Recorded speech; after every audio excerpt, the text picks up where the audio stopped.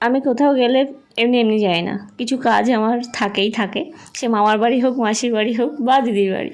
তো সেরকমই দিদির বাড়িতেও কিছু কাজ নিয়ে গেছিলাম, তার জন্য দিদিকে নিয়ে আমি সন্ধ্যেবেলা একটু বেরিয়েছিলাম। তো কিছু কাজ মিটিয়ে ঘরে ফিরেছি সাথে ফুচকা নিয়ে, আর সেটাই এখন আমাদের তিতলি সার্ভ করছে আর আমি বসে খাচ্ছি। আর দিদি ওদিকে সবজি কাটার শুরু করে দিয়েছে। তারপর কিছুক্ষণ পরে আমি আর যাও চলে গেছিলাম একটা জায়গাতে খাবার আনতে। আর আজকে আমাদের এখানে বার্থডে বয় একজন আছে, তো তার উপলক্ষে এই খাওয়া দাওয়া। তো আমাদের মেনুতে ছিল fried rice, chilli chicken, biryani এবং চিকেন কাটলেট। তো খাওয়া দাওয়ার বেশ ভালোই ছিল, কিন্তু আমি বিশেষ কিছু খেতে পারিনি। তার কারণ হলো আমরা যেখানে খাবার আনতে গেছিলাম সেখানে গিয়ে আমি চিকেন পকোড়া খেয়েছিলাম, তো সেটাই আমার বিশেষ ভালো লেগেছিল।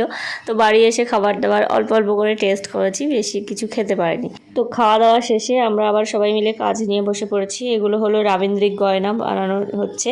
দিদির অনেকগুলো গয়নার অর্ডার এসছে, তো সেগুলো নিয়েই ব্যস্ত, কারণ খুব তাড়াতাড়ি আর কি সেগুলো ডেলিভারি দিতে হবে।